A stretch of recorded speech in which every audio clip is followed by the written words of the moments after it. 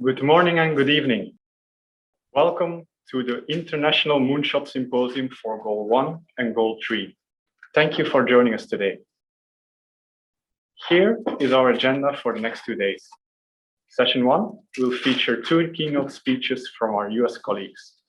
Session 2 will feature presentations and discussions on Moonshot Goal 3. And Session 3 will do the same for Moonshot Goal 1. For a more detailed agenda, please refer to the Moonshot website. But before we begin, I have a brief message regarding housekeeping requests. We welcome questions from all participants. Please use Zoom's Q&A function at the bottom of your screen if you wish to submit a question or comment. We welcome your input either in English or Japanese. However, due to time constraints, we cannot answer all the questions submitted live during the symposium, but all your input will be shared with the panelists. And finally, please do not record video or take pictures, including screenshots, during the symposium. Distribution of such materials is prohibited. So, without further ado, I would like to invite Professor Fukuda, professor at Meijō University and the program director of Moonshot Goal 3, to give his opening remarks. Professor Fukuda, over to you. Thank you very much, Stein-san. Thank you very much, Stein-san. Ladies and gentlemen, and everybody, distinguished delegate, I'm Toshi Fukuda from the Moonshot program, goal number 3. Thank you very much for joining us today for this symposium. Moonshot Research Development Program have set ambitious and disruptive research goals to be achieved by 2050, 2 of which will be introduced in this symposium. Goal number 1, goal number 3. The Moonshot Goal 1 is led by Program Director, Professor Norihiro Hagita Sensei, and aim to realize a society in which human beings can be free from limitation of body, brain, space, and time by 2050. R&D focuses on cybernetic avatar technology that expand human physical, cognitive, and perceptual abilities. Moonshot Goal number 3 is led by me and pursue co-evolution AI robot technology to achieve AI robots that autonomously learn, adapt to their environment, evolve in intelligence, and act alongside human beings by 2050. In this symposium, we would like to introduce Moonshot Goals number 1, number 3 to the variety of stakeholders, including international universities and companies interested in collaboration and cooperation. We hope you'll find it very informative, useful. Thank you very much for joining today. Thank you very much, Professor Fukuda. Next, I would like to invite Mr. Inoue Shinji, the Minister of State for Science and Technology Policy, to give his opening remarks by video.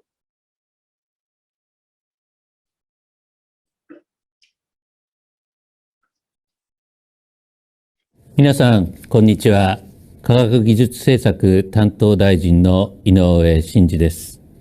本日、ムーンショット型研究開発制度を推進するためのイベントを開催できますことを大変喜ばしく思います。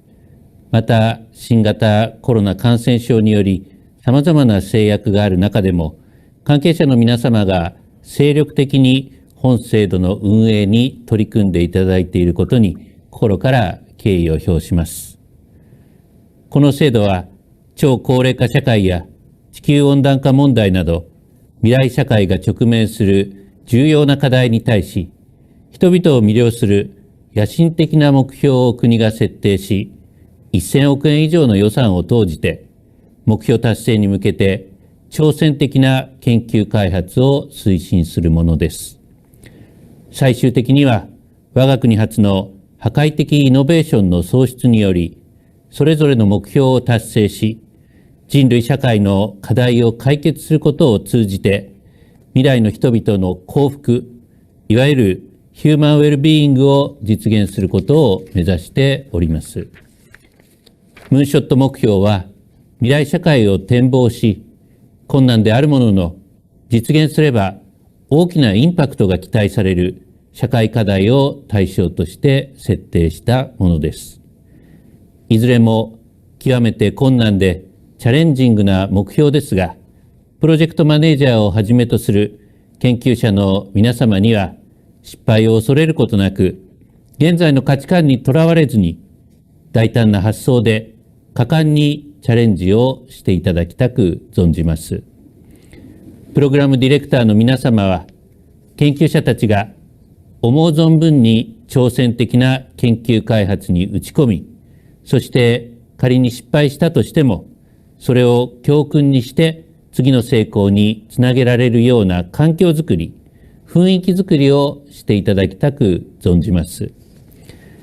国としても関係府省がしっかりと連携しつつ、研究開発から社会実装まであらゆる段階で研究者の皆様が最大の成果を上げられるように全力でサポートしてまいります。チャレンジングな目標を達成していくためには、多くの人々が同じ目標の達成に向けて組織や分野を超えて協力し、お互いの強みを持ち寄って共に困難を克服する共同のキーワードが重要となります。ここで3つの共同の考え方を皆様と共有したいと思います。1つ目は、プロジェクトマネージャー同士の共同です。これから目標ごとにプロジェクトマネージャーたちが同じ目標に向けて日々研究開発に励んでいくこととなります。また、目標や分野は異なっても同じビジョンを持つ仲間がいるかもしれません。この仲間たちが協力して、時には切磋琢磨しながら目標達成に向けて困難を克服していくことが重要です。2つ目は、社会、産業界との協働です。2050年、もしくは2040年の目標達成時期までには、研究成果を必ず社会実装しなくてはなりません。このため、今の段階から社会実装を見据えて、社会、産業界と積極的に協働していくことが必要となります。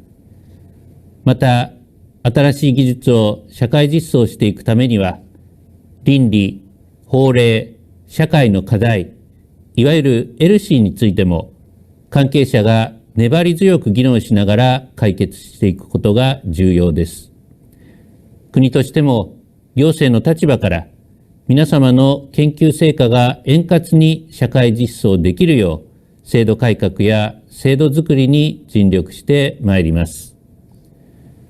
3つ目は、国際社会との協働です。ムーンショット目標の多くは、未来社会の人類が直面する世界共通の課題を取り上げています。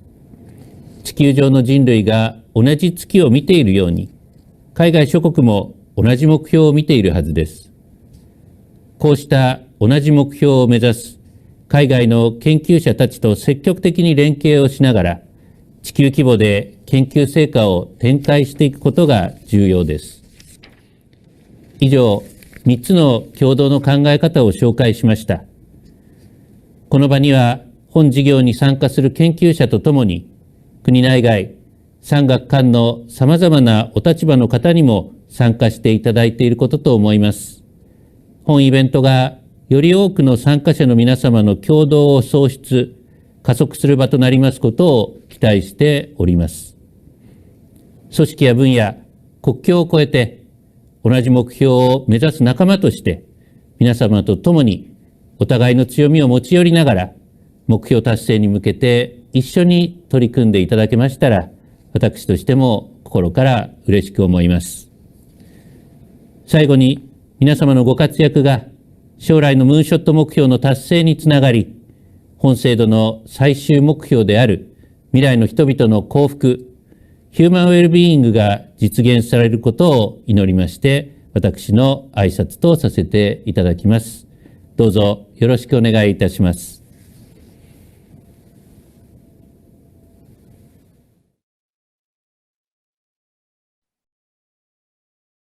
Thank you very much, Mr. Inoue.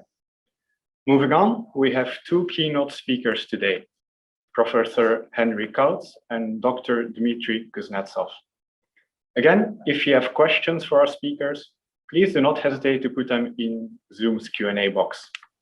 Now, to introduce our keynote speakers, I would like to hand over once more to Professor Fukuda.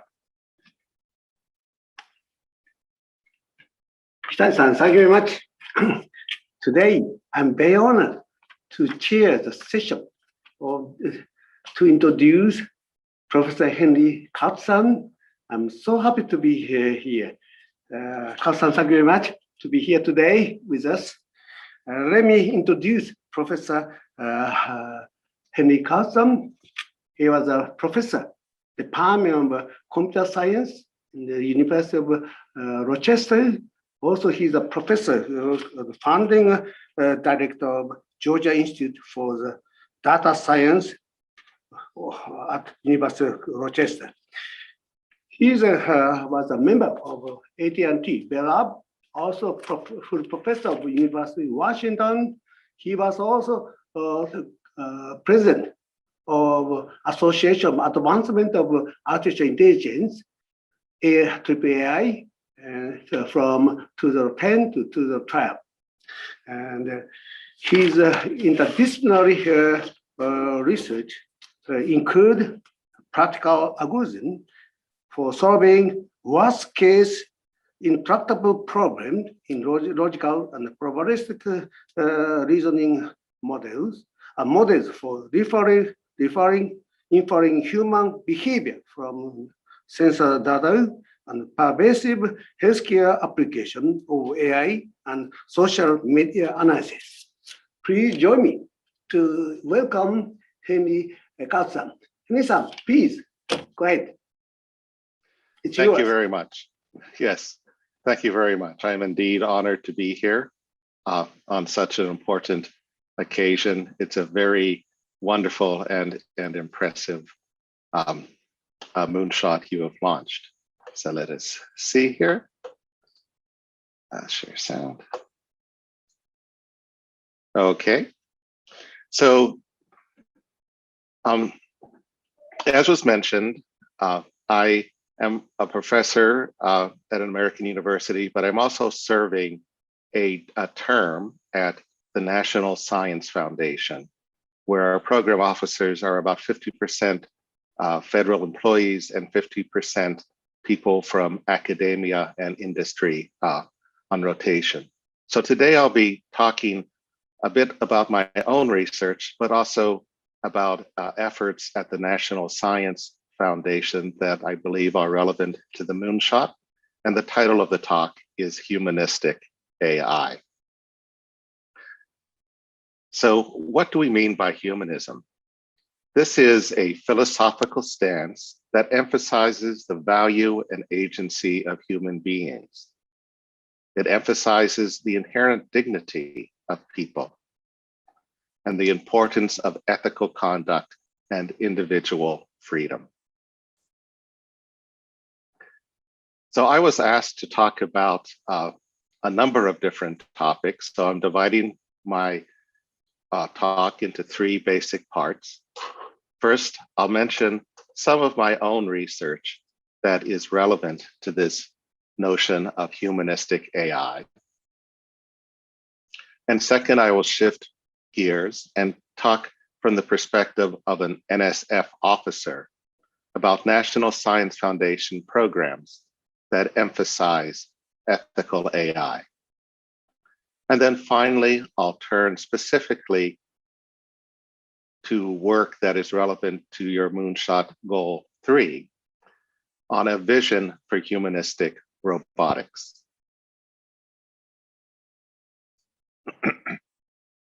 So I worked in many different areas of AI over 35 years. I certainly have seen the many ups and downs in the field. I remember the early days just before the great AI winter, when efforts like Japan's 5th generation project had been launched. I began my research career looking mainly at theoretical results and general algorithmic problems. But as I matured, I became increasingly interested in practical applications that could benefit society. So one of my projects over the years, I call assisted cognition.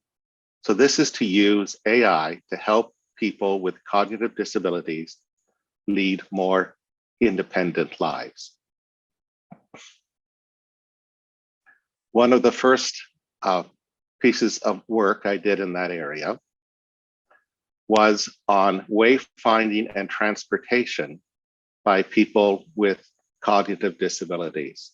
And this work was in collaboration with a medical group at the University of Washington that helps support people with cognitive disabilities hold jobs and live independently. So if you can put your mind back to the time when smartphones were not a thing, when at most we had flip phones, this was a vision of a guidance system that would help a user not just drive, but to use public transportation and travel by foot safely from home to work, to friends, to the grocery store, and so on. It learns the user's activity of their daily transportation routines, and then would prompt the user and provide assistance when necessary. And the picture there is from one of the papers showing how it begins with suggesting to the user possible destinations based on the time of day and the user's history. The user might select going home and by bus, and then would track the user, remind them when their stop is coming up. If they miss that stop, tell them about the next stop and how to get back on track, and finally help guide them by foot to their home. Another piece of work some years later was to help people perform activities of daily living. These are activities such as cooking, cleaning, dressing, and so on. Oops. The idea was to use sensors in the home together with models of these common tasks to help monitor the performance and only provide prompts to the user when they were necessary.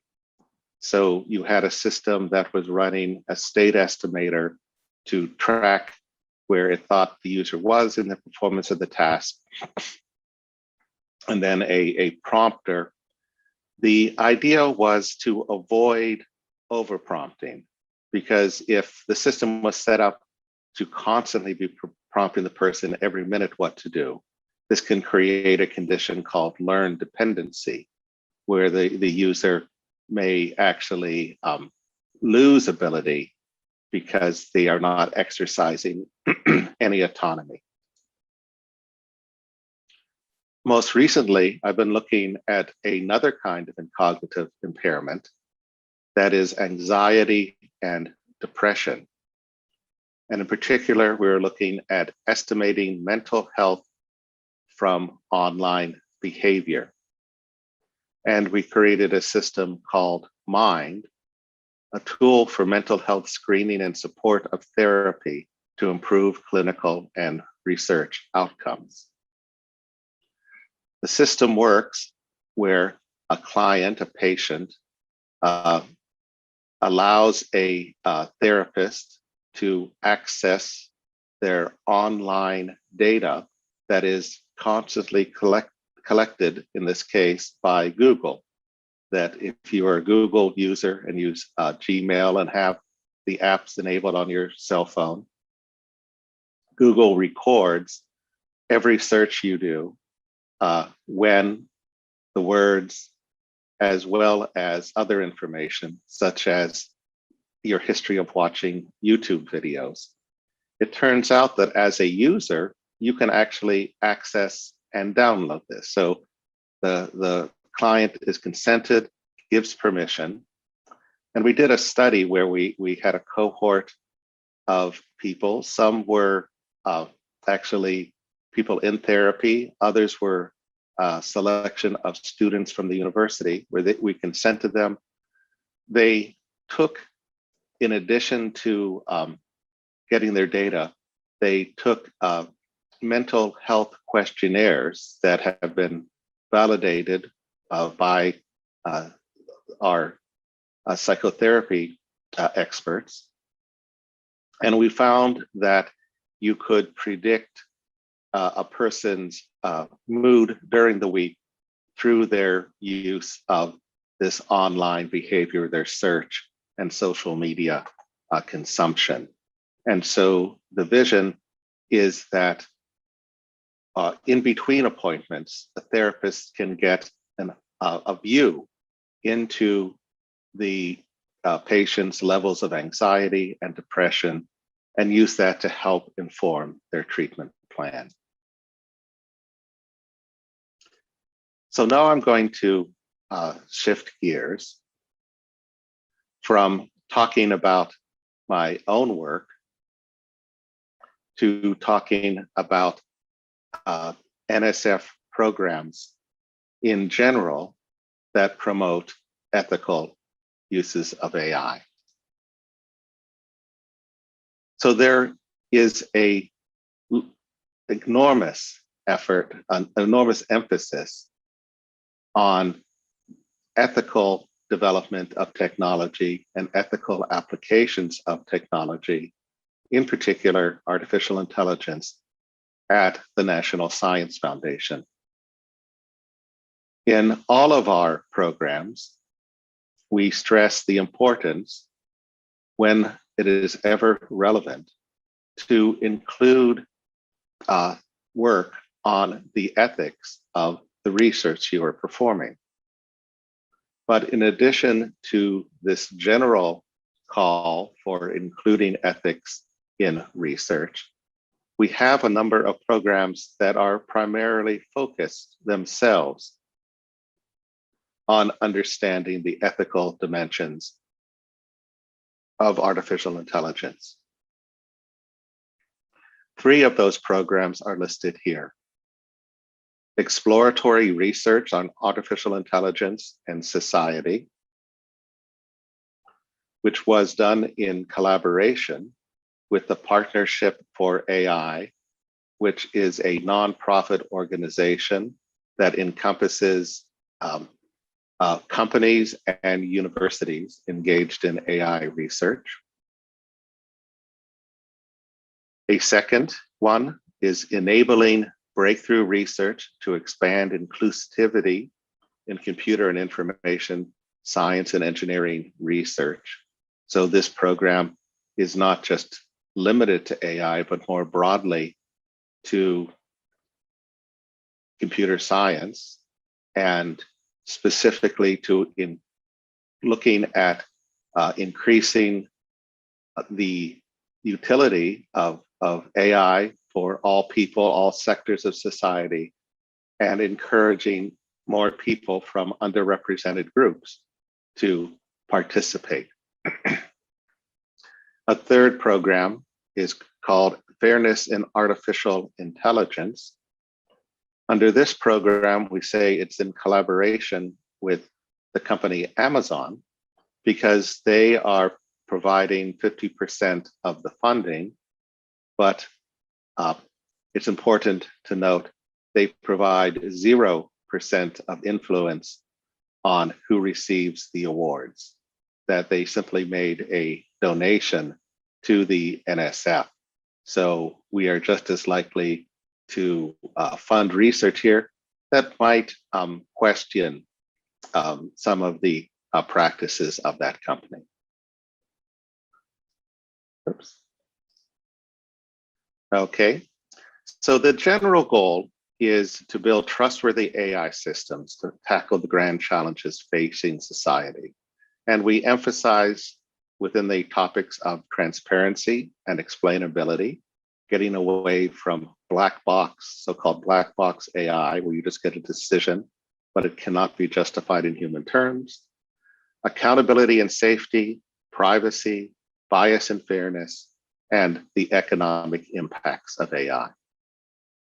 So I'd like to just mention one of the recent awards under that last program, Fair AI in Public Policy, achieving social outcomes in machine learning applications to education, criminal justice, and health and human services by a professor at Carnegie Mellon University. This looked at how do you take the kind of fairness goals that you want to have in public policy and actually turn them into part of your computational objective function for machine learning. So this is an example of one part of the work in this picture of trying to tease out what do people mean by fairness. So it's a series of questions where here, in this case, the user is given the outcomes of two proposed algorithms, where we have at the top the demographics of a particular individual. At the bottom are the predictions of those two algorithms that might be used for sentencing, deciding whether the person goes to prison or is released on bail, what their predictions were, and what their actual outcome was.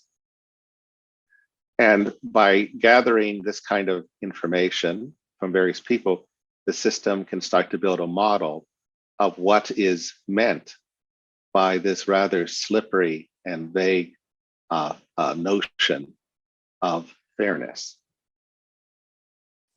In addition to funding research, the National Science Foundation plays an important role in convening the research community. So just as one example of this, the National Science Foundation is funding a study by the National Academies of Science, Engineering, and Medicine on responsible computing research, looking at ethics and governance of computing research and its applications. It has been holding a series of workshops about the responsible computing in various domains, healthcare, the workplace, and the justice system, and is creating a report that we believe will help the National Science Foundation and other funding agencies strengthen their principles on ethical research.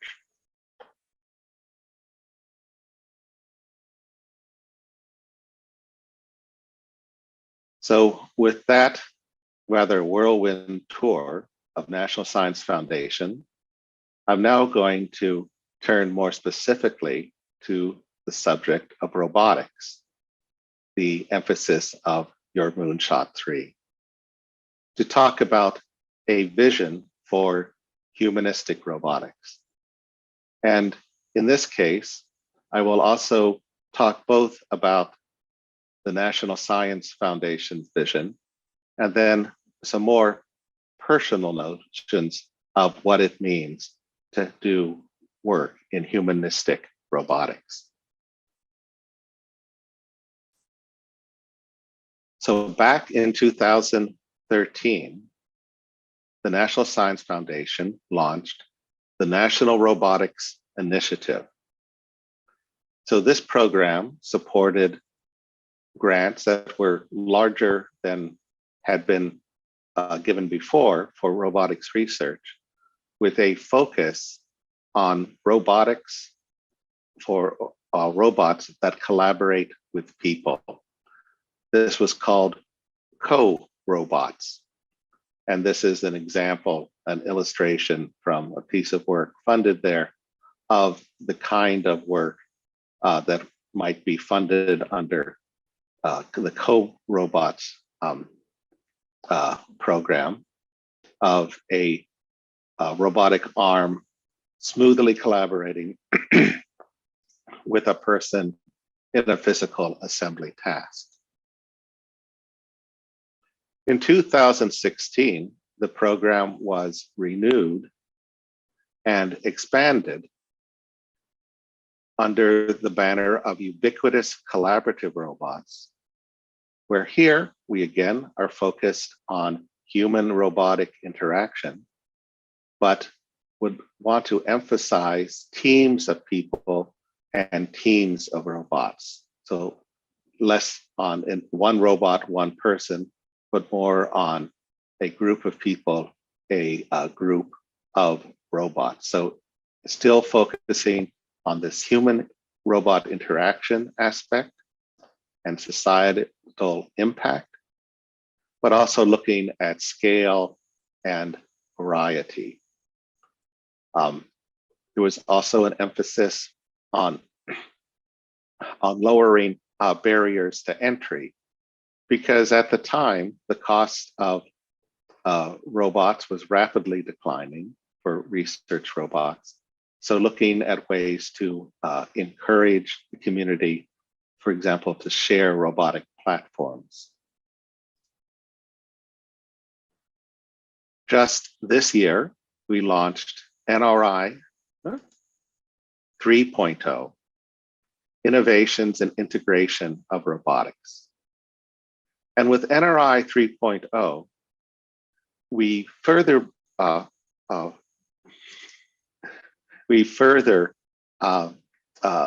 let's say generalize the program.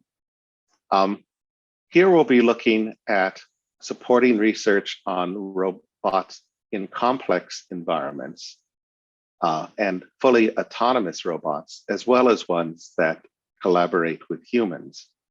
In particular, because there are cases where robots need to work in environments that are hazardous for humans. And so we really want that full autonomy, for example, for exploration under the seas or in outer space or for hazardous waste cleanup applications like that. So we call it integrated robots for the benefit of humanity. We also have brought in many partners across the US government that are helping to fund and inspire the research. So the primary funding and inspiration comes from National Science Foundation, but we also are bringing in funding and connecting researchers to our Department of Transportation, our Space Administration, the National Institutes of Health, which has a particular interest in robotics for applications like surgery, the National Institution for Occupational Safety and Health. So this is looking at the safety of workers in the workplace who work with robots, and the US Department of Agriculture, because robotics are increasingly being used in sophisticated ways in agriculture. In addition to the National Robotics Initiative, we recently launched a program called Foundational Research in Robotics.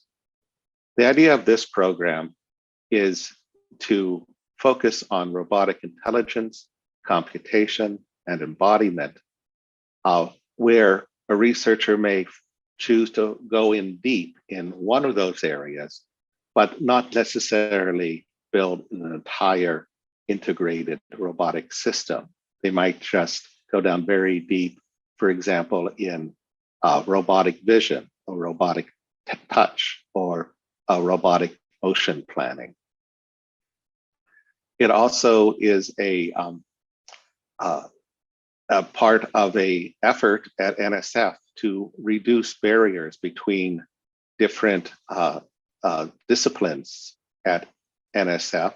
So this program is a collaboration of our Directorate for Engineering and our Directorate for Computer Science. And the program officers work side by side in selecting the work to be funded.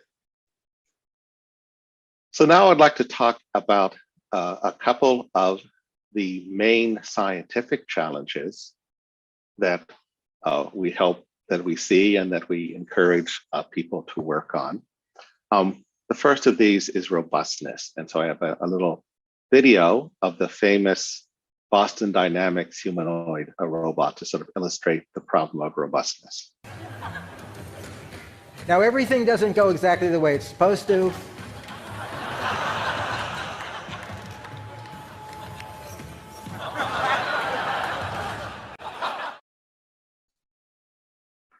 So why are robots today still not very robust in their motion?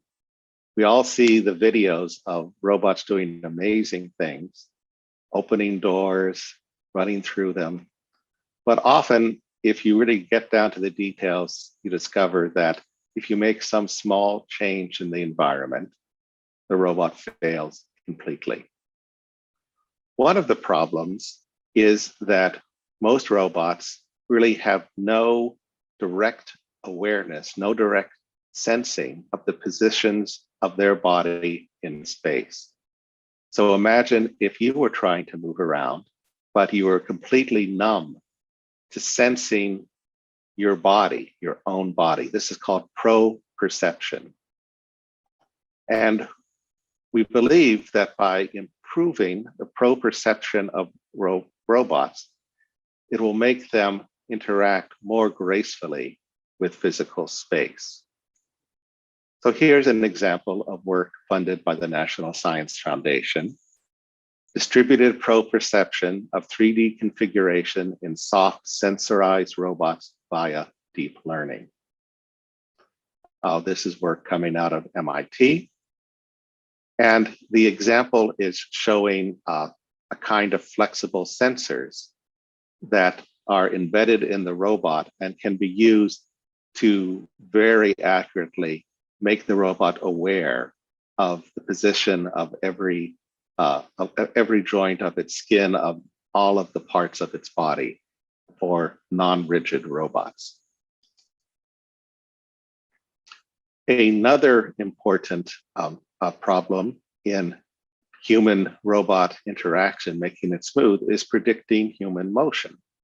This is perhaps most evident in work on self-driving cars, a particular kind of robot, where you need to predict the motions of people as well as, so if you're going to create the motion plan for the car, you need to predict where people will be moving in the future. So this is work on a biomechanically inspired recurrent neural network for 3D pedestrian position and gait prediction from Carnegie Mellon University.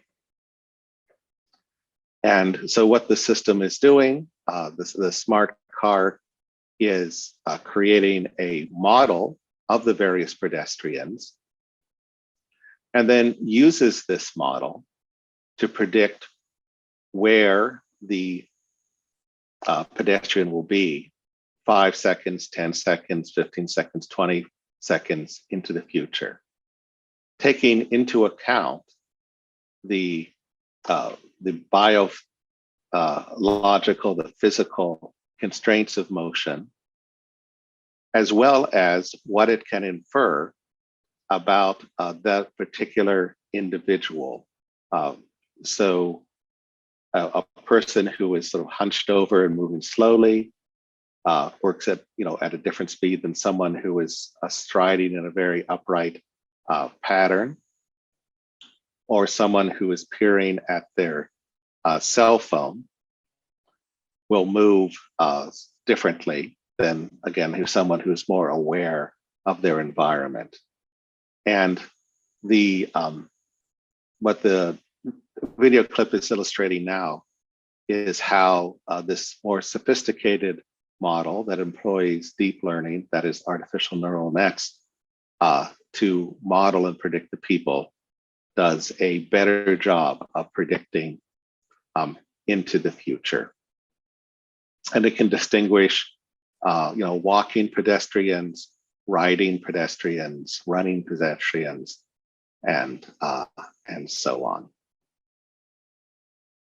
And just as we have this for outdoor motion for self-driving cars, we basically need that same kind of technology to be further developed for robots that are working in the home or in the factory, again, are aware of the people in their environment so that they interact with them smoothly.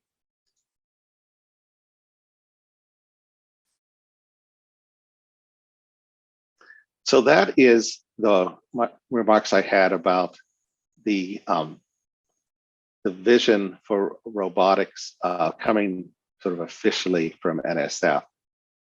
And now I'd like to turn to some remarks that I think are more personal.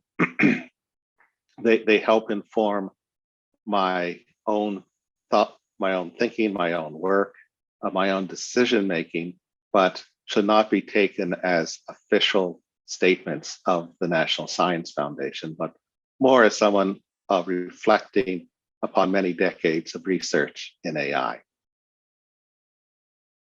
And the principle I want to stress is that humanistic robotics is not the same as humanoid robotics.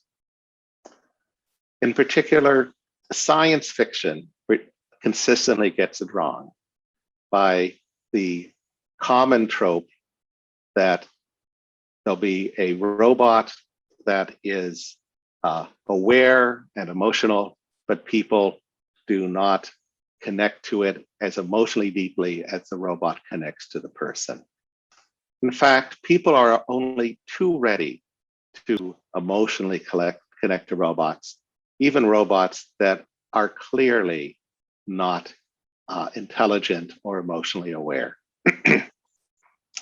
Just one of the most recent examples of a science fiction book that adopts this perspective that I believe is mistaken is Clara and the Sun by Kazuo Ishiguro, one of my favorite authors, about a robot companion who is very sensitive to the needs of her child, but is ultimately discarded when the child grows up. This exact trope also appeared 20 years earlier in the movie Artificial Intelligence by Steven Spielberg, again about a companion robot, this one, again, the robot's in the form of a child who is very emotionally sensitive, but the humans do not appreciate that. In fact, all the evidence is people are just way too willing to attribute emotional qualities to robots that do not have those qualities. And I'm going to go back all the way to what I hope is an amusing clip from 1948. So this is some of the very early autonomous robotics work. Let me just redo that.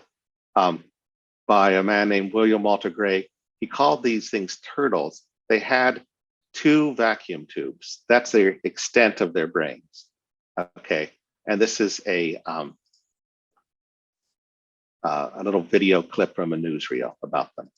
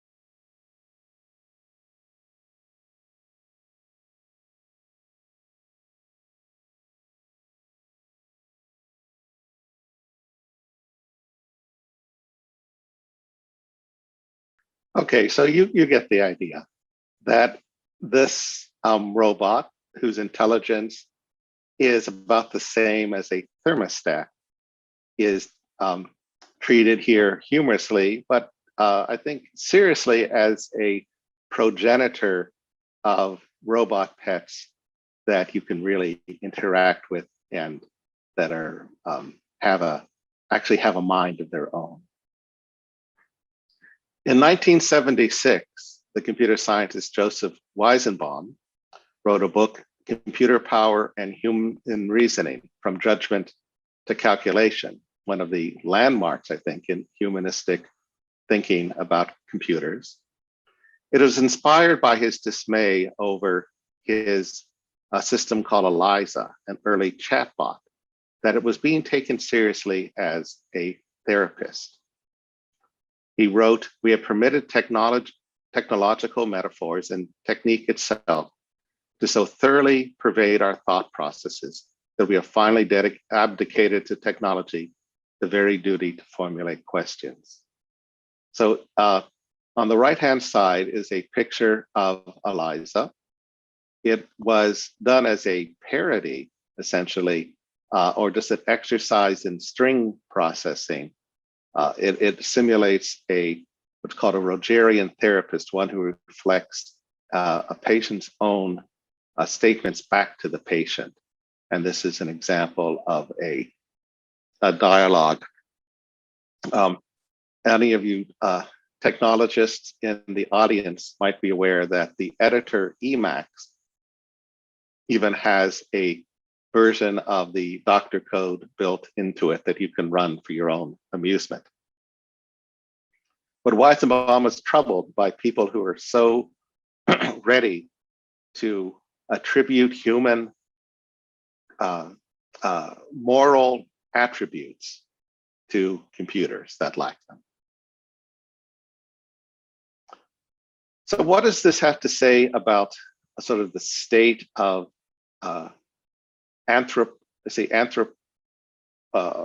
humanistic humanoid robots, or robots that appear to be emotional today?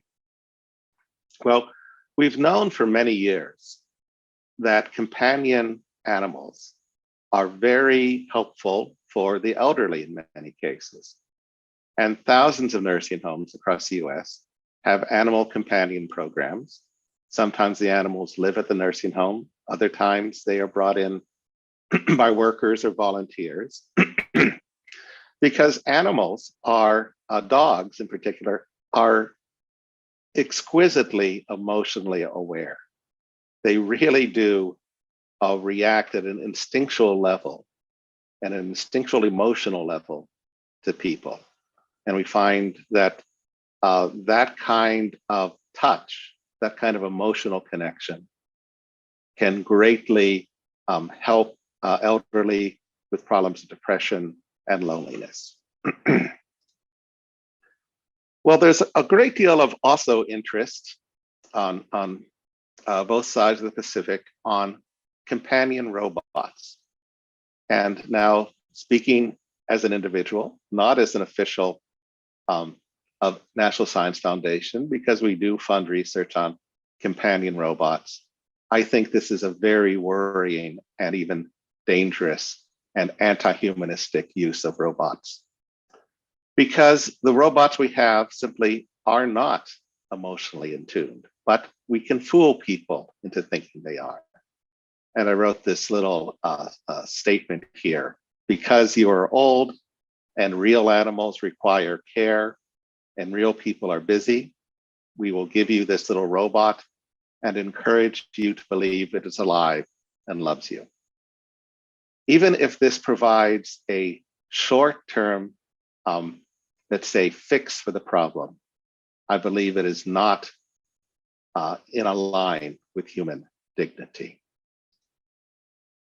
So let me give an example of what I think is a wonderful case of humanistic robots, where they're used simply to expand human independence. So this is work by Siddhartha Srinivasa, a researcher. He was for many years at CMU, now is at University of Washington. So this is an autonomous robot feeding arm. So the idea of a person who is paralyzed, who normally would be completely dependent upon others to spoon feed him, would be able, with the help of this arm, to have independence in eating, a very basic part of human life. So let me click the video. More than 12 million non-institutionalized people living with a disability in the United States alone require assistance with one or more activities of daily living. Systems such as the JACO robotic arm can be attached to a motorized wheelchair and augment a person's ability to perform general purpose tasks that they can't complete on their own. The Personal Robotics Laboratory at the University of Washington aims to extend the capabilities of general purpose robots to accomplish even finer grained tasks. Eating free from food is one of the most intricate manipulation tasks that humans perform. To initiate feeding, a person would switch the robotic arm from teleoperation mode to autonomous mode. The meal begins with the robot picking up a custom 3D printed fork that is docked on the wheelchair when not in use. From that point on, ADA can feed someone an entire meal with or without human intervention. The system integrates onboard sensors, electronics, and computation with the arm and wheelchair, enabling ADA to travel with the person. Robot-assisted feeding requires robust, non-prehensile manipulation of a deformable target that is hard to model. Humans adapt their approach to accommodate the shape and compliance of each forkful of food. Our lab designed ADA to follow a similar approach, using a combination of sensing, perception, planning, and control to successfully acquire and transfer various food items. The camera and tactile sensor attached to the arm rely on a custom-built perception module to wirelessly communicate multimodal sensing information to the robot. The haptic feedback enables ADA to skewer with appropriate force and confirm the attempt was successful. Autonomous feeding is challenging for robots because it involves the manipulation of deformable food items of various sizes, shapes, textures, and compliance. A robot must solve the problem of both where to skewer and how to skewer each item of food, an act we refer to as bite acquisition. When deciding how to skewer, the robot must learn at what angle to approach the item, how to rotate the fork, and what forces to apply. ADA takes all of these factors into account when skewering a piece of food. For each item, whether it is a cube of melon, a whole round strawberry, or a soft slice of banana, the robot determines the appropriate fork orientation and approach angle, then exerts the force required to successfully skewer and lift the item without dropping it. While a piece of melon can be skewered from above and safely lifted off of the plate, a soft food like banana requires ADA to approach from an angle that ensures the banana will not slip off the end of the fork in midair. ADA must also determine the best way to deliver the food to the person's mouth, which we refer to as bite transfer. The combination of bite acquisition and bite transfer is straightforward for a compact item with fairly uniform dimensions. But that is not the case with longer items like a spear of celery or a baby carrot. For longer shapes, ADA will spear the item closer to one end rather than in the center. While this is not particularly necessary for successful bite acquisition, the system is also looking ahead to what will make the transfer easy in the next phase. At the point of bite transfer, ADA will position the fork so that the person can accept the food from the opposite end to where it is skewered. This keeps the tines of the fork away from the mouth, which, as we learned from user studies, is important for ease of bite transfer. The system also angles the fork in order to make it easier for the person to take a bite. The arm-mounted camera enables ADA to detect when a person has moved their head during the process of delivering the food item. The robot uses visual servoing to adjust its motion to the user's head movement. This enables it to adjust the path of the fork in midair to reach the person's mouth. When the plate is empty or when the person decides they have had enough to eat, ADA returns the fork to its dock on the wheelchair and the meal cycle is complete. At that point, the user resumes teleoperation until they activate the autonomous.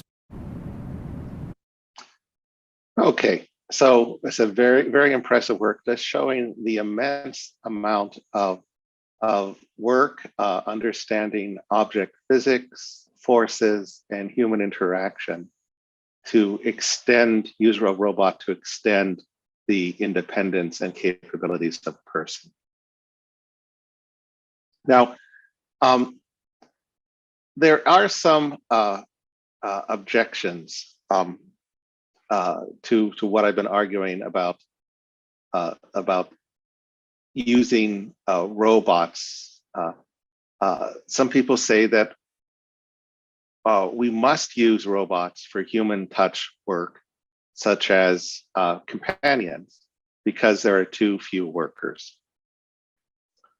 However, a good response is that AI can free up people for these kinds of high touch jobs. And there's a great essay by Kei-Fu Lee, and actually a whole book that includes a chapter about it, in which he says AI programs are capable of mimicking and even surpassing human brains in many tasks. But if AI allows us to truly understand ourselves, it will be because it liberates us from the mechanical drudgery of routine tasks and allows us to focus on our humanity and the compassionate connections between us. So again, AI, not to replace human connections or human-animal connections even, but to free up people for greater direct interaction. There's also the demographic question. We must use robots for human touch jobs because there are too few workers. Well, there's that previous argument that if the younger workers aren't doing so many drudgery just jobs, more of them could be involved in elder care. But we also should look at what are the working conditions that discourage people from choosing high-touch work, such as poor working conditions, low pay and status. And this is a picture from this year's pandemic in the US of workers at a nursing home working under really some pretty terrible conditions and pretty low wages. Oops. We might also look more broadly as what are the social conditions that discourage people from having children? Why do we have this declining birth rate throughout the Western world? Well, I think a large part are work expectations that hamper co-parenting. Enormously and unnecessarily long work hours, for example, are just one of them. We know that there are many very successful industrialized countries like Sweden, where the work hour is 6 or 7 hours a day at most. So why in the US and Japan are people working 12 hours a day? That's just societal expectation, as well as other kinds of social policy, like lack of support for single parent households. So humanistic AI, my summary. Humanistic AI emphasizes human agency, dignity, and freedom, and promotes ethical conduct in the research, in development, and use of AI. Some examples from my own research were AI to support independence of people with disabilities. The National Science Foundation calls for ethical principles to be demonstrated in the AI research it supports. Humanistic robotics is not the same as humanoid robotics. And the goal of humanistic AI is to support greater human-to-human interaction rather than to replace it. And thank you. The end of my talk. Henry-san, thank you very much for your fantastic, wonderful presentation. We understand very well about your own research work, AI, and NSF works. So thank you very much for your nice presentation. I think we don't have a question from audience, do we? Yes, so let me entertain some kind of questions. No, nothing from the audience. Okay, so let me ask you a question. Henry-san, is okay for me? Sure. since you are so great to work on such a kind of a mental work and also disability people assisting those things, and that's great works and the Moonshot program here also kind of the same goal. I have a kind of 4 project in my AI robot. One of them is kind of a really kind of interacting with your such a kind of work, previous one, the recent one, and we like to have a more. So how the human robot interact more? That's a kind of ethical way. I could so human robot interaction. So we'd like to have a more kind of interaction. Some have some kind of a reservation. What moment, something like that. And the US and maybe Japan, or maybe have a kind of different cultural background.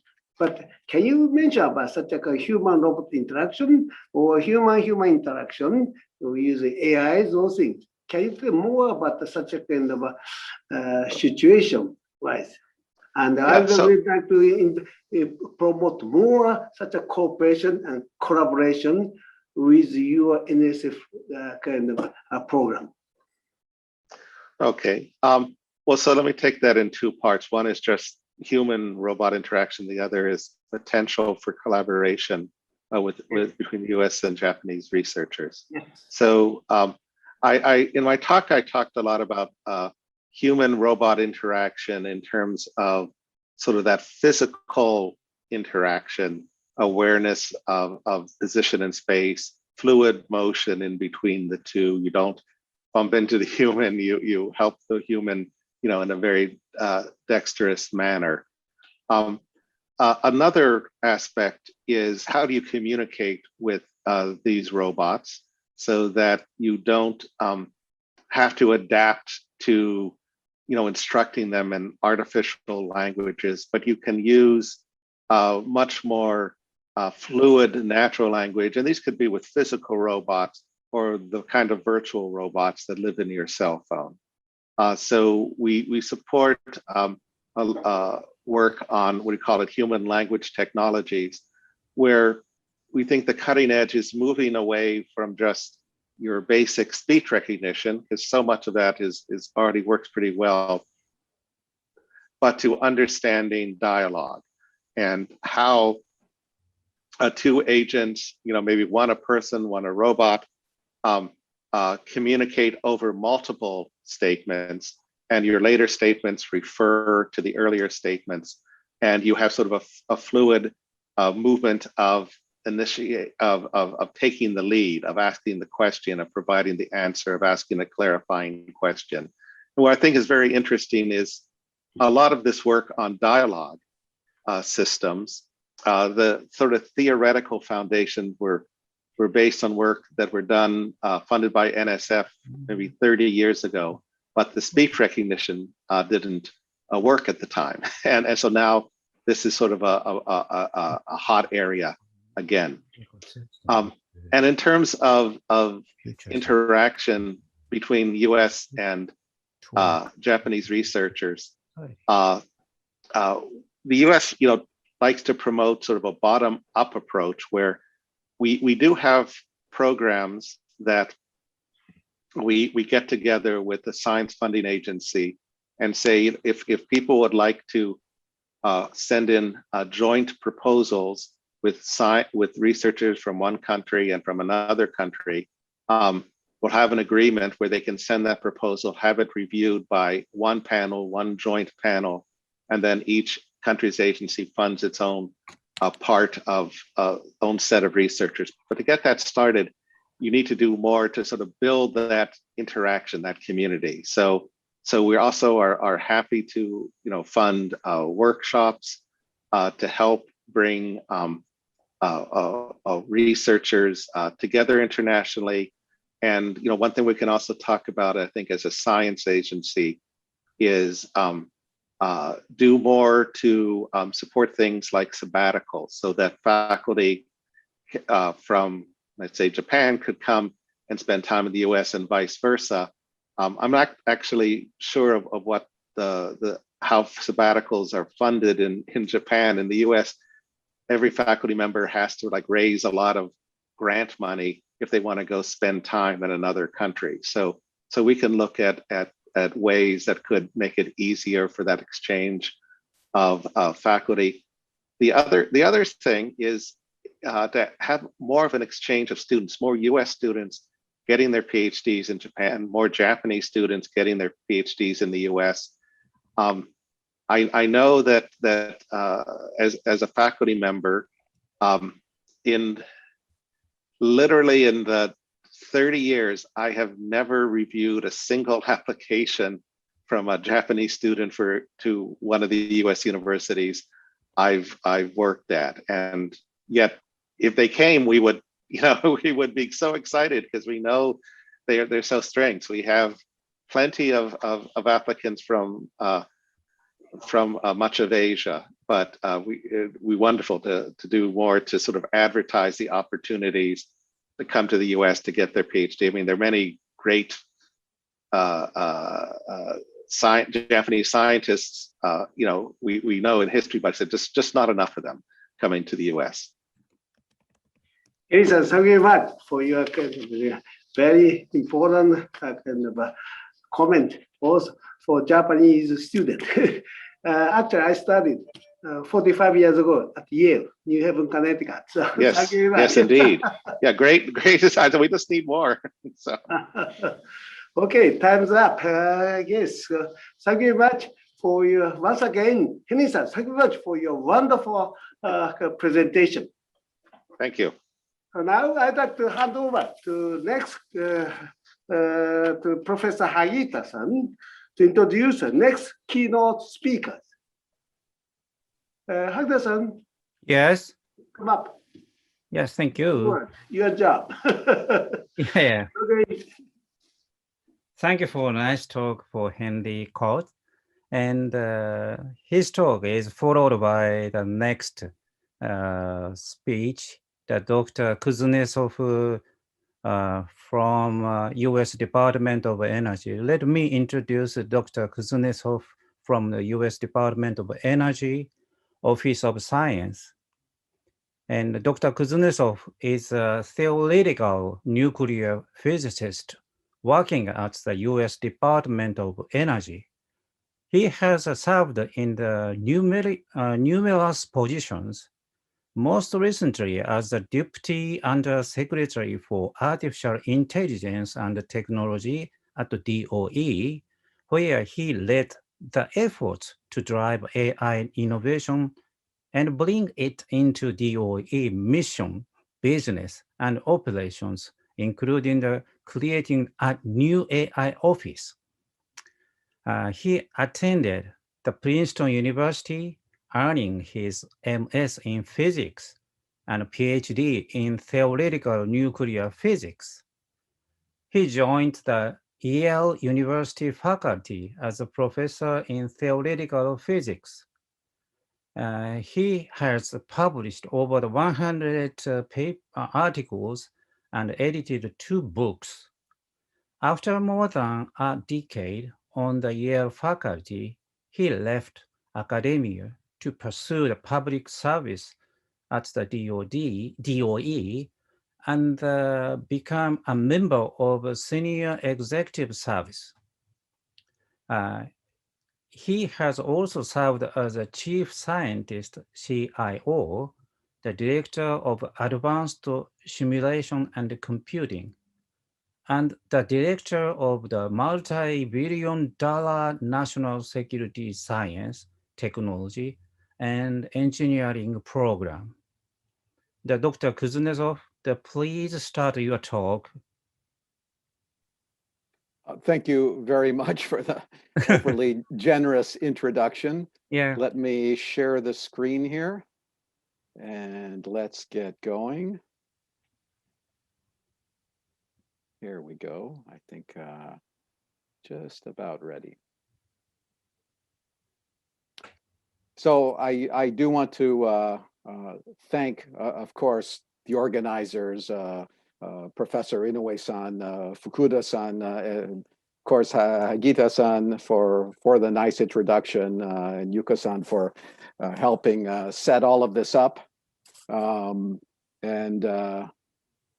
I wanted to say a few things about this. I wish I were in Japan right now, of course, just because it's such a beautiful time of year, and with the cherry blossoms in peak over there, we're about a week out from that. You know, it's such a nice time to wander through the gardens, to be in Tokyo or Kyoto or you know, in Japan generally. So I miss that. I want to say a little bit about the Moonshot, and I want to kind of say it at a high level. You know, as I look at the goals, and I'll talk about this, I want to reflect a little bit on it, because there are different ways to think about how you can work together. You know, part of it is researcher to researcher, kind of answering the question of what can you do now? But I think part of this is what could we do in the future? And you can elevate this to agency or government to government to think about larger ways to align. The goals of the Moonshot are comprehensive. So I want to reflect a bit on the Moonshot. I want to tell you a little bit about how we view science and technology at the department. I want to zoom in a little bit on why AI is so fundamentally key to us. And then I think talk about the intersection between the Moonshot and these opportunities and the challenges that we face, and then see if I can wrap up. And I hope it's a useful narrative for you. I think we'll see. So, you know, some reflections. The Moonshot, you know, is really a remarkable thing. As I think about it, I have not seen national strategies or national goals as sweeping as this. Now, you could take any of the 7 Moonshot bullets and goals there and parse them and look at individual elements. But I think, as Inoue-san stated at the beginning in his opening remarks, this isn't the purpose. You know, I think Japan is trying to redefine society, and I think according to your taxonomy, you are trying to create society 5.0. And as I understand it, you know, 1.0 is hunter-gatherer, 2.0 was agricultural, 3.0 the industrial phase, 4.0 the information age, and 5.0 is the Moonshot age. And I think this is sweeping in terms of what it's trying to do. And it's worth kind of thinking about that and what it means. And I think it's important. I like the fact that it's 2050. I have been involved in some long-term transformation efforts like this, but nothing as sweeping as this. You know, I've been involved in 20-year planning exercises, which are, you know, 2010 to 2030, things that are underway. But they were more on infrastructure and things like that, where you could think your way through it. 2050, in a technology-based transformational moonshot, is so far away that it allows you to be free of constraints today. You know, when we're doing 5 and 10-year planning, you build off where you are today, and you constrain the world by trying to touch the future to the present in very direct ways to plan out goals. I think the 2050 timeline makes more sense because it'll allow for far more creativity. It'll give time to define new partnerships, new ways to think about the world, and really far more time to be creative. I think the challenge, of course, is going to be keeping an eye on this for the generations to come. having the government and agencies keeping focus on this, on things that, are expected to fail in different ways as you build and create this future. And so I think there are interesting challenges, and I'll kind of reflect on that, on things that I've been involved with that I hope can help in thinking about this. Now, the fact that you can't get there, I've got two kind of reflective slides. I hope you can be patient with me just for a few minutes, because again, the moonshot fascinates me. Thinking about technology changes in 30-year blocks when we're facing exponential change is remarkable. Over our lifetimes, we've seen the growth due to Moore's law in genomics, from sequencing to gene editing today, pixels per dollar in cameras and TVs and communications. It's impacted us and the world around us in remarkable ways, in ways that we could not expect. And I think because AI is so broad and sweeping in terms of the sectors of the economy and the parts of our lives it'll touch, this is going to be far more transformational than all of that. And so, do you need to know how to get there? And I would say no. And and let me reflect. One of the books I like is kind of the historical study of the architecture behind the Santa Maria del Fiore Cathedral in Florence, Italy, kind of the heart of the city. It's interesting, and I think there's a parallel here, because it really draws on people's faith in solving problems when you don't know exactly how to get there, but you need to. At the time of this commissioning of the cathedral in 1296, the largest freestanding dome had been the Pantheon, the Roman Pantheon, which had been the record holder for 1,000 years. And what the Florentines commissioned was a cathedral with a dome even larger, a freestanding dome without the 20+ foot thick walls that would eclipse that. And they had no idea how to get there. They had no path. It was simply impossible. Yet they started, knowing it would take generations, in this case about 130 or so, 140 years. It took generations to do it, but they had faith that they were able to solve this, and they did. And so they stood up to a huge goal, which lasted for generations, which today, almost 600 years later, is still really a monument to human innovation. First, to commit to doing things like this, and second, to delivering on it, and the fact that it's still standing in one of these remarkable architectural structures.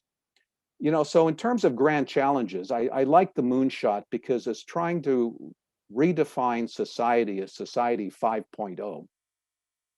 That's a remarkable statement that the government gets behind. I think it's similar to the dome in that, how do we get there? I don't know. It's not clear you have to know, but I think having faith in people to find a way to get there will be the interesting challenge, and this is what will make it remarkable.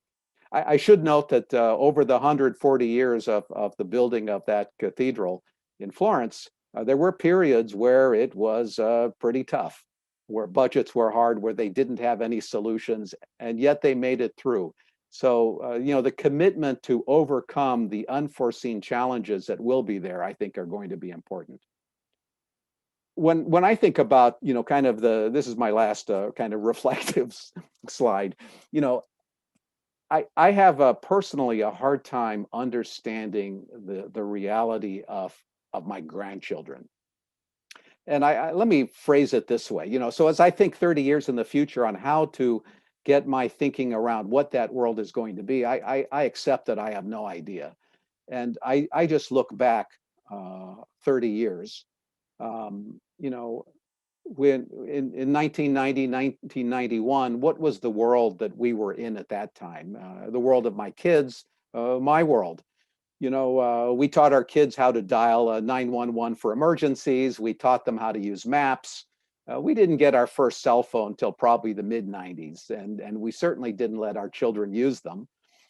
Internet didn't really exist as a web for browsing. That didn't come. Eventually Mosaic, which was a proprietary interface, you had to pay for it, came in the early 90s, and then eventually Netscape took over for that. But we used email just for academic communications. There was no personal communications, to family and friends in that way. We had a phone book eventually for IP addresses. And we had no sense of getting something now. That concept didn't exist. You had to plan things. You had to go out and get things. In the mid 90s, our grade school kids could learn typing. And data analysts likely required a master's degree. Now you fast forward to today. I don't have an especially smart home. I didn't get our first or create our first Wi-Fi network at home until like 1999. But even then, I didn't envision. Today, I've got about 100 devices interconnected, just commodity, nothing striking, all kinds of things that talk to each other. What I find interesting is my 3-year-old grandson now talks to Google on his own. He interfaces with the technology in ways that surprise me. He calls up videos on YouTube. He asks for music. He asks for jokes. You can hear him sometimes just talking to Google. He explores how to use it without guidance, and he can video call his parents if he wants to just by asking. And he's very comfortable with that kind of world. And for him, that is his reality. But he also expects quick gratification. Today, grade school kids can learn coding. And even high school kids can be proficient enough in data analysis to do what took master's degrees in the past. Back in the day, 30 years ago, sharing a credit card number was, scary, and we hesitated on writing it down. Today, biometrics, you can enter Disneyland with a face scan, and we share everything. And so as I think about when you skip a generation, me versus my grandkids, how do I think about 30 years in the future? I think I can't, but I know that we'll get to someplace interesting, and we have to be open to the fact that this is a world that will be different from today's world in many ways, and getting there will be an interesting challenge. So enough reflection. Who are we? Why do we care about this? As we talk about how to lash up between governments or agencies or researchers, it's good to have the context of how we think about the world and why we do what we do. Ultimately, the Department of Energy, which I like to call Department of Everything because energy is a piece of it, but it does so much more. We are at the core a mission agency. We have problems that we are required to solve, often on schedules. Many of these have very tough requirements. We are responsible for the US energy critical infrastructure.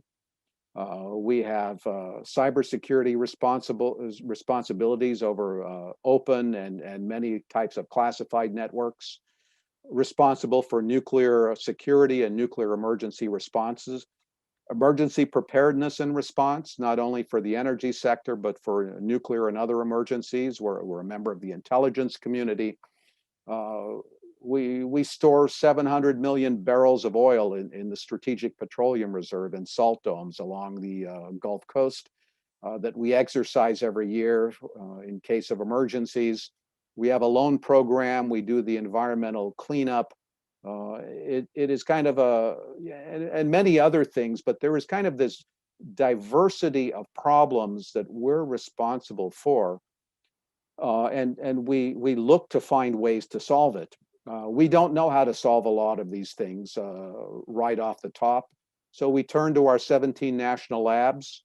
We create world-class user facilities to push the science, the engineering, and the understanding we need to address the problems that we have. We field supercomputers with goals in mind on what we are trying to solve and how to do it. We effectively solve problems no one else can. If someone else could solve it, the day job would be easy. We would simply contract it out and we would be able to go home at 5 o'clock. But these are hard to solve problems. Because of the nature of the information we have, we certainly understand data protection and information security and its privacy.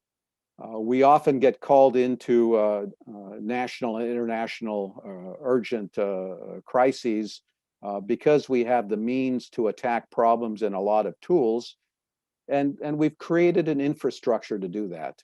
You know, today, artificial intelligence is a big part of what we do, and increasingly so, because the way to make decisions is starting to be more strongly rooted in data that we gather as we turn to problems that we care about in the science, in the environment, in energy, health, and climate, and other areas. You know, just to give you a sense, we fund the physical sciences in the U.S.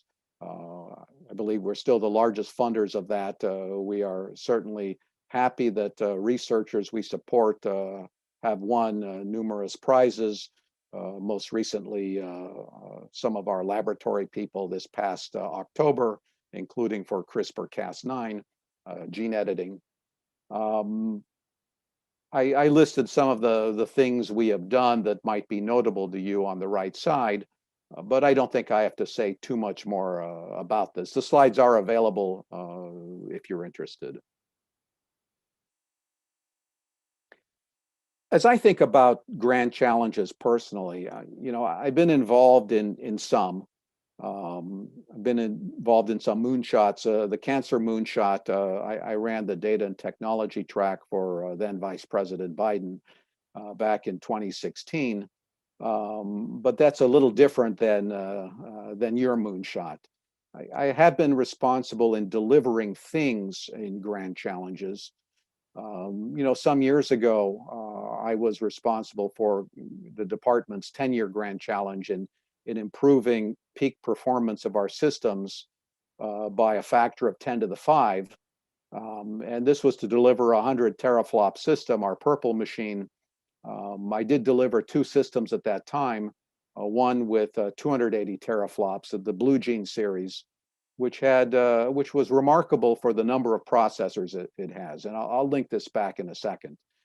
You know, I put exascale computing on our roadmap, our published roadmap back in 2006. We were pushing for 2018, but it took really a groundswell and lots of people to make this happen. And in the end, I think I was about 20% off, but that's okay. We're getting there this year, and this is good.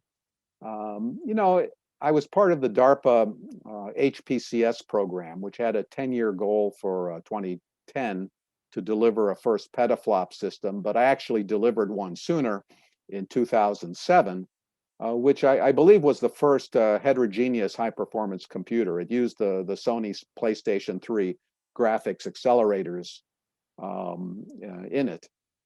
You know, as we push the envelope on computers and massively parallel systems with 10,000, 100,000, and 1 million processors, I have to say along the way, no one really believed it was doable.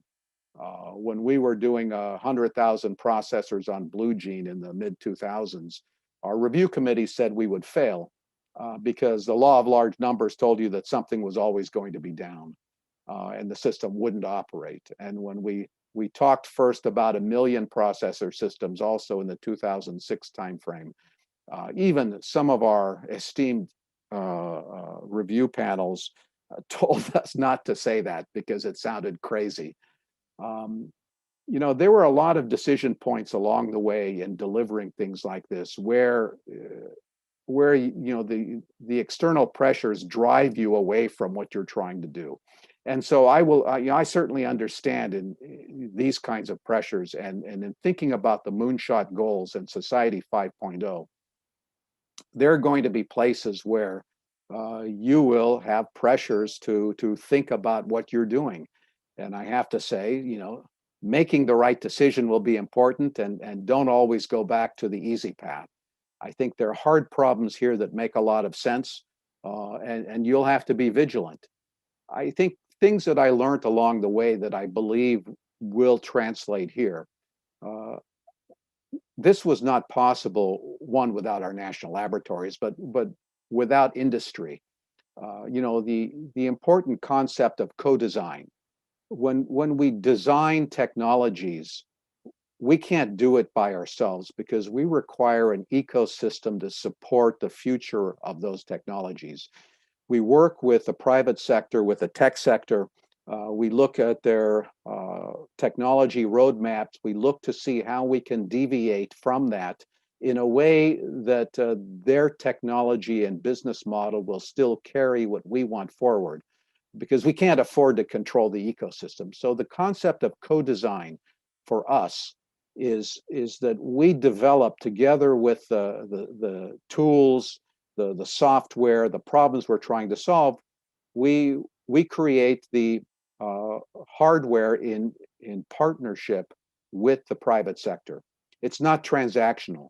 You have to have deep technology partnerships and flexible contracts to be able to deliver some of these one-of-a-kind, first-of-their-kind technologies, with the hope that the technologies find a place in the world and they evolve on their own, so you can build on them down the road. Future workforce, getting kids, getting faculty, getting researchers onto these technologies to exercise them as they come in is important. We always had university partnerships involved with this. We pushed them onto 100,000 processor systems when most of the rest of the community was struggling with 10, and even 100 was a lot. And I think we put them in unnatural places, and it made it different for us because we then cultivated people that understood what we were trying to do, and we could absorb them into our community and the landscape of people we could turn to when we ran into trouble.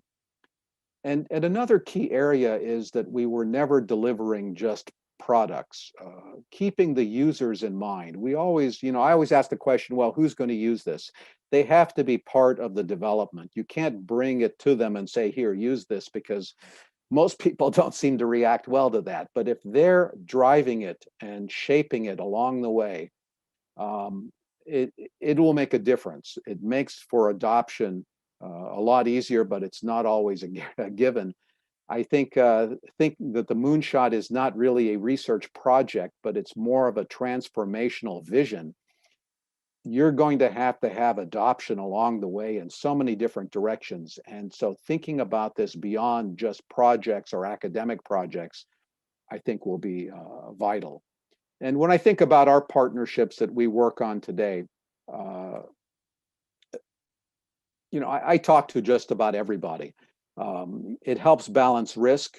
Today, of course, we still work with the tech sector, with startups, large and small, increasingly with philanthropy, working with the Weil Family Foundation, for example, on neurodegenerative diseases. We have a huge archive on traumatic brain injury, including images and health records. With the interagency, we host our U.S. veterans health data, which is about 24 million veterans health records, together with genomics information on up to 1 million veterans, and a collection of perhaps the richest medical archive that we have structured for AI and machine learning. And we do this looking at problems like suicide risk, cardiovascular disease, prostate cancer, polypharmacy, and other things. We've created startup activities with public and private entities, third-party sites where we look in the startup mentality of trying to foster innovation. We partner with many countries, including Japan, and with nonprofits. And so in terms of partnerships, there is no single one-size-fits-all relationship. Depending on the problem at hand, I think with the Moonshot goals, one is going to have to be innovative in what partnership means.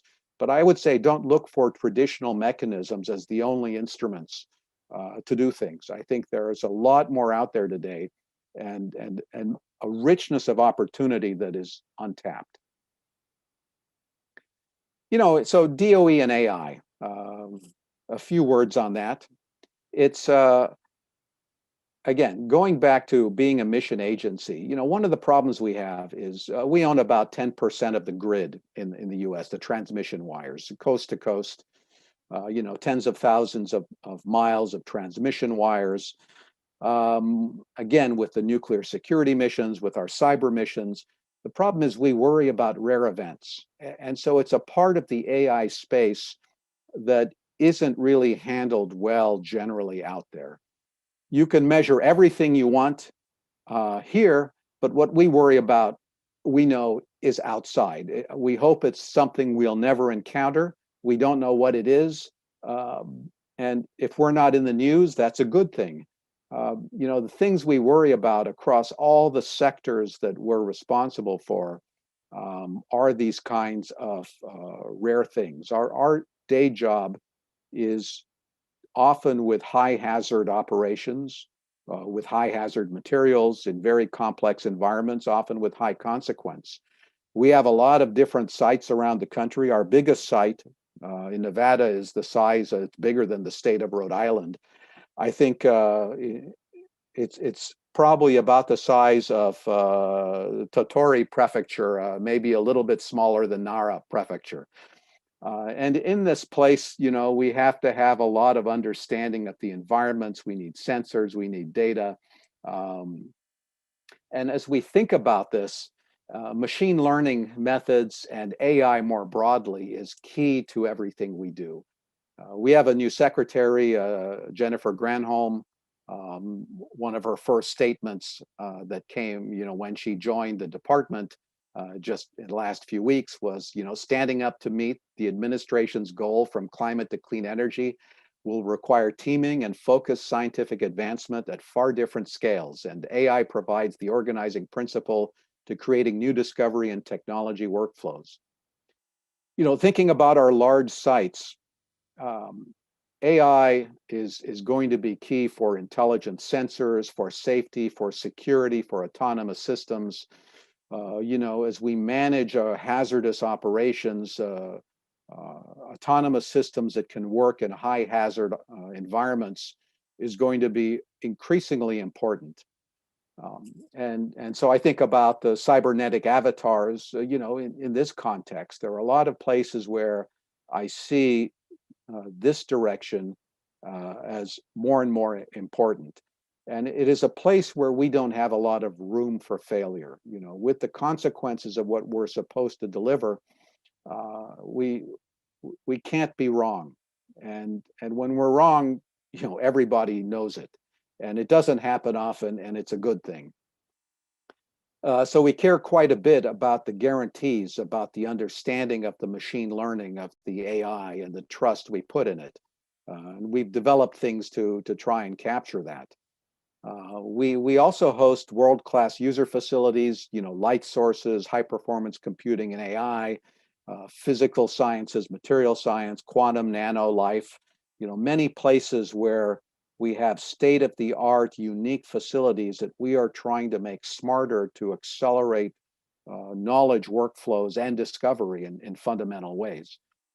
When you look across the department to kind of a snapshot of where we were just pre-COVID, just to give you a sense of how we broke this down, this was kind of an internal look. Well, what are we doing? You know, by category on the left side, there's kind of a breakdown into a few large bins. On the right side, it's by technology type, just to give you a sense. Part of this, you know, it's a little bit hard because first it doesn't necessarily, you know, some of these are overlapping. And also it doesn't distinguish between what's cutting edge and what's simply applying.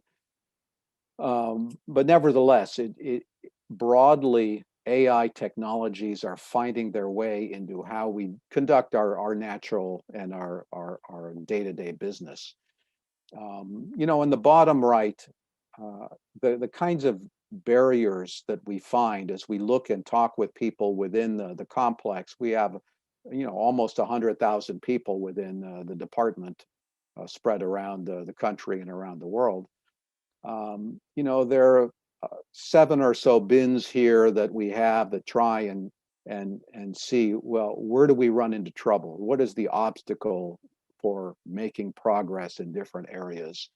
And for each of these and for different projects, we try and categorize these and measure these. They're not necessarily the right or the only buckets, but it gives you a sense of how we think of the world.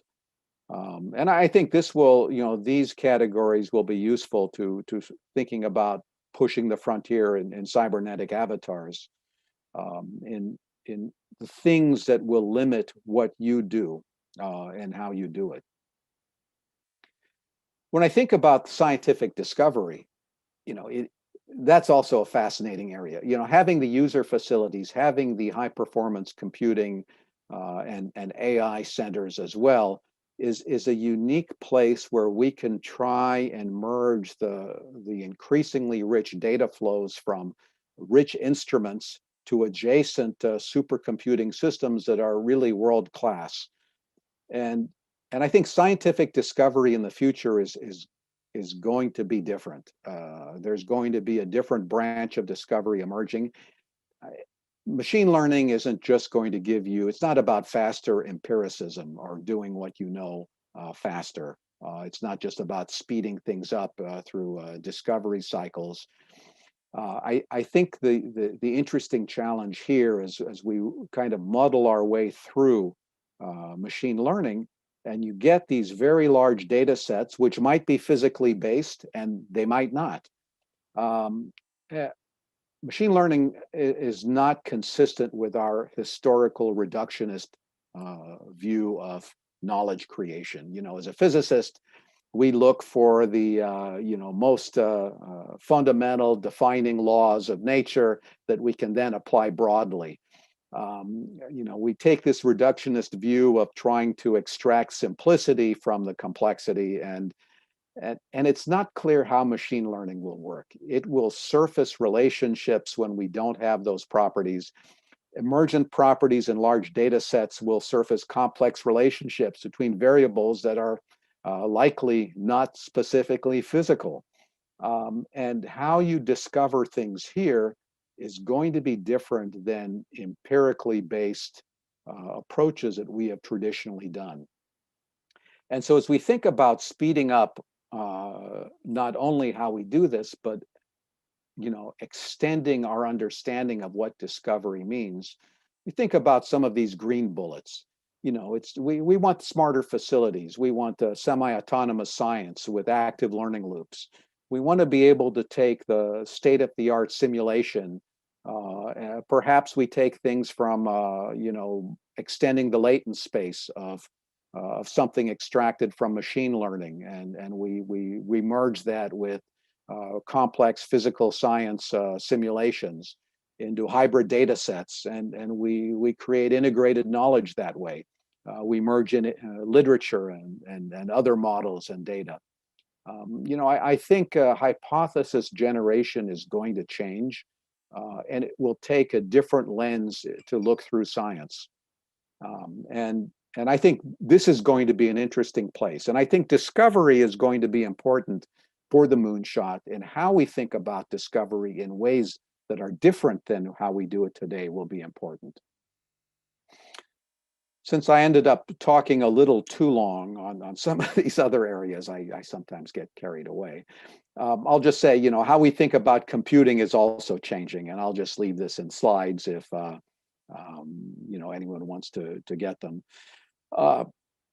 I have to say that because we work in places where we have to make decisions, and the decisions have consequences already today, that we worry quite a bit about how to make those decisions. And an area which is uncertainty quantification which I believe we pioneered over the last couple of decades in large-scale physical simulations to be able to make decisions that have consequences to people is probably unparalleled, but there is no parallel yet with artificial intelligence-based methods, and that's something where we really have to work together to solve. So touch points, thinking about the big areas that we're responsible for, thinking about the giant vision that you have. Certainly goal 1 and goal 3 with robotics and AI and cybernetic avatars, the ability to do things as extensions of ourselves in critical ways is vital to what we do for many reasons. And I think there is an intersection with us here.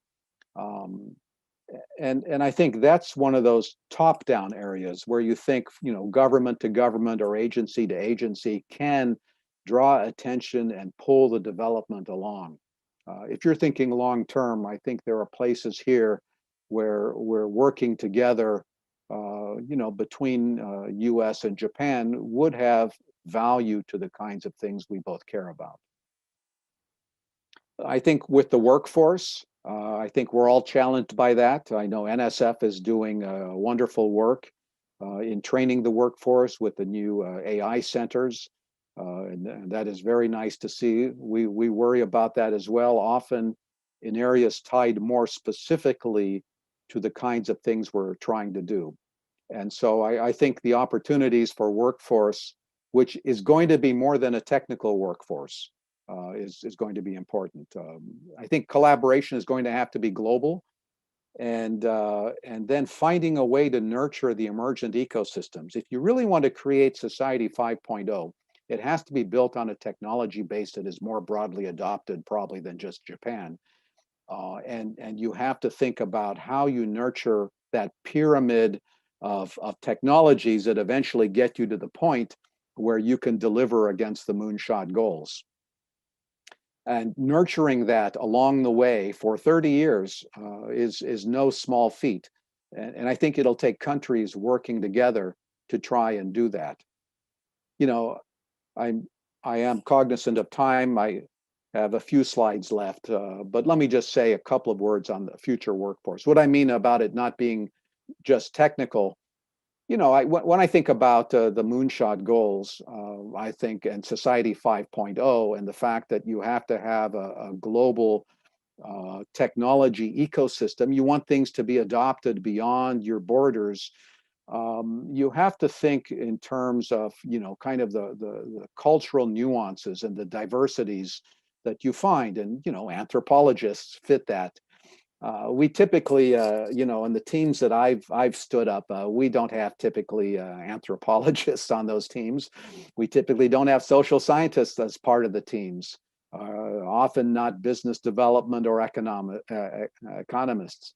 We need generalists. Generalists are people who would be able to look in cross-cutting ways at these really broad moonshot goals and figure out best ways to go. And there isn't a natural way to train generalists. They don't fall into nice career paths or tenure processes.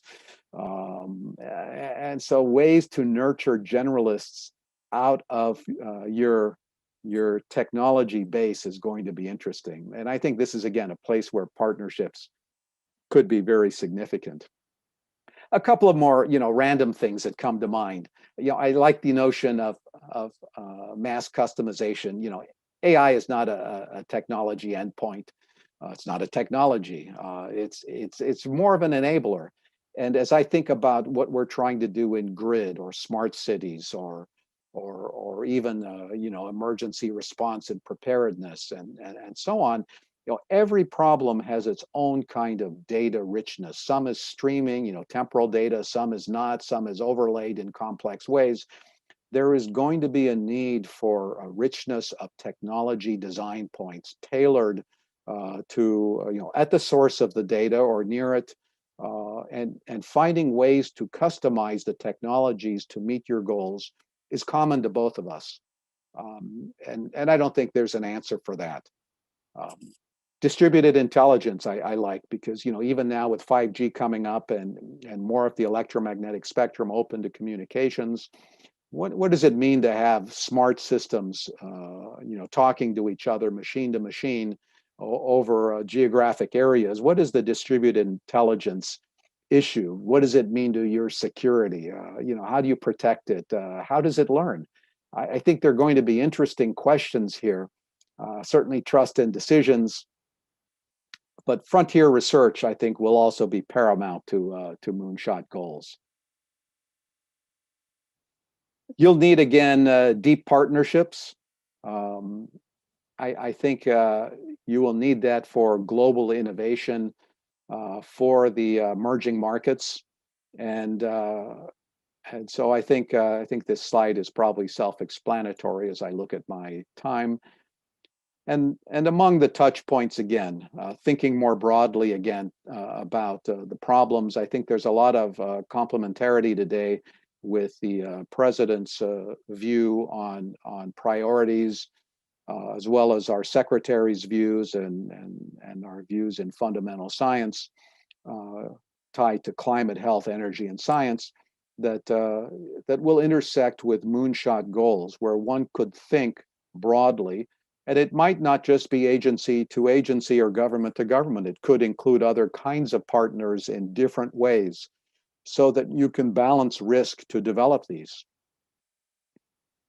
So let me get to the final point. I'm about 2 minutes long here. So I will simply say that this is, really credit to Japan for standing up such remarkable goals. It's, I haven't seen things like that before. I think they stand alone today in terms of what they are trying to do. I think the willingness to embrace that is fabulous. I think it will shape generations of your scientists to come as you steer them along these directions and push hard. I think there is a strong intersection with what we do, but more broadly, what the U.S. does among all of its agencies. And you should think strongly about talking to us more about this. And the advancement in cybernetic avatars, robotics, and AI could be a framing, touch point for collaboration for many years to come. Anyway, thank you again for your time. I hope I didn't meander too much. And I'm happy to take any questions. Thank you very much, Dr. Kuznetsov. The very, very important and very interesting talk for promoting our goals 1 and 3. And also the one question come from, or two questions come from the question and answer box. Yeah. The first question is, yes, you mentioned that it's important to forget the constraints of today for setting moonshot goals and not worry about how to get there. How can we, and the next one is very important. How can we do the same things for the process of getting to those goals? For example, moonshot method, or do you think we should focus on step-by-step process? The first question. So, the problem about a step-by-step process is you try and connect everything from where you are. Again, as I look at the world 30 years ago and think about where I was, the step-by-step process I would have done personally would not have gotten me to where we are today. I didn't have it, in me to think that comprehensively.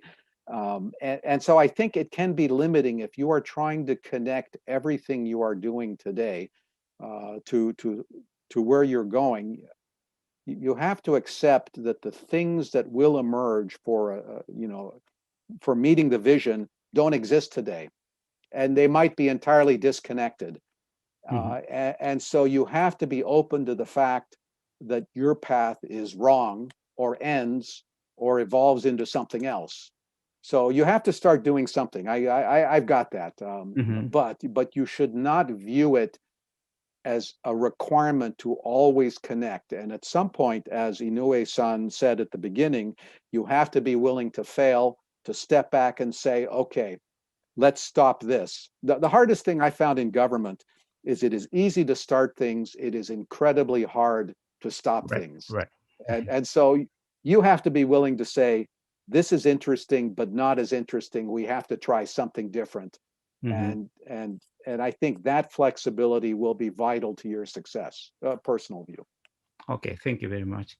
And the second question, so from the Professor Kasahara from Waseda University, and do you think co-design would be also important to design future green HPC systems, handling the AI and big data efficiently? And also, what kind of the ecosystem are you thinking for the future HPC systems? The two questions, okay? Yeah, so I view kind of the machine or AI world in a couple of dimensions. One is the HPC. Mm-hmm. So I view HPC traditionally this way, and let's say we have AI this way. Right. We are starting to go upwards where we take HPC designs and we add GPUs. Eventually, we'll have quantum Right. accelerators. And so we are tweaking the direction of high performance computers to have AI functionality. Mm-hmm. Which is a different design point than when you look at all the AI chips that are designed for visual recognition, where CNNs are hardwired into Right. the design of the chips, Yeah. where all the stuff that we take for granted if you're programming TensorFlow today are simply built into the electronics, and you have things that are designed just for learning the way we think about it today, and that's a separate axis. Mm-hmm. Data-rich environments or the world built on physical equations augmented by data, and they take you in different places. So when I think about the ecosystem, I think broadly that there are many different places that we have to support. Mm-hmm. For the co-design, you have to have co-design. We have found, and so my first hybrid system, the Roadrunner system, the petaflop system back in 2007, we did not nurture the ecosystem well. And because of that, nothing really happened after that. We tried to get universities and others to support it, but technology-wise, it became a bit of a dead end. It was too soon, perhaps. And so you have to be aware that if you cannot support everything yourself, others have to assume some of the risk. They have to capitalize on it. They have to make money. If they want to stay in business, you need them making the technology so you can buy it later. Co-design is a way to develop what you want, building on what they want, so that you hope they can commercialize it. And I think if we want green HPC systems that are smart, AI enabled, more efficient, it has to be done with partnership, deep partnership with the tech sector, so that they continue to manufacture that and it becomes more of a commercially accessible product. Mm-hmm. Otherwise, you'll have the most efficient system and no one else will have it, and then who cares?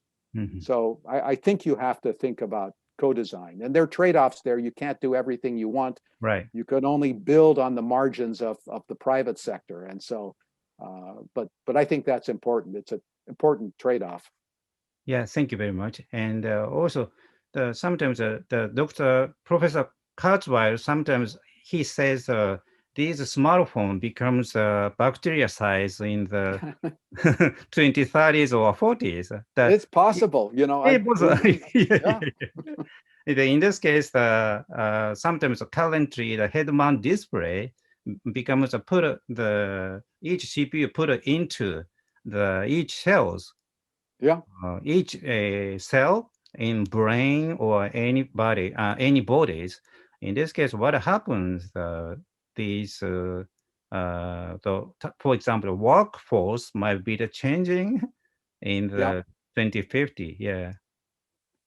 because your talk is very interesting. Yesterday, today, and tomorrow, the slide says your grandchildren maybe in 2050 becomes the 30s, maybe. At that time, how many hours are you going, your grandchildren will work for a day? I have no idea what work means then. You know, it's again different today than it was 30 years ago. But again, I personally have a hard time understanding grandchildren's reality as they grow up and how they view the world. It is, you know, it is so different. Oh, yes, yes. Anyway, thank you very much for the wonderful talk and giving a lot of hints to promote our Moonshot goal 1 and 3. Thank you very much for your time. And My pleasure. Yes, thank you very much. And Steen-san, just finish. Yeah. Thank you, Professor Hagita. Thank you very much, Professor Kautz, Dr. Kuznetsov, Professor Fukuda, and Professor Hagita. This is now the end of session 1. When you leave Zoom, you will be redirected to our questionnaire. We look forward to receiving your comments. Please note that this will be the same questionnaire for all sessions, so you only need to answer it once. So our next session of our Symposium Session 2 will start in about 9 hours, which is 8 a.m. Japan time, 11 p.m. UTC, 7 p.m. EDT. And this session 2 will be all about Moonshot Goal 3.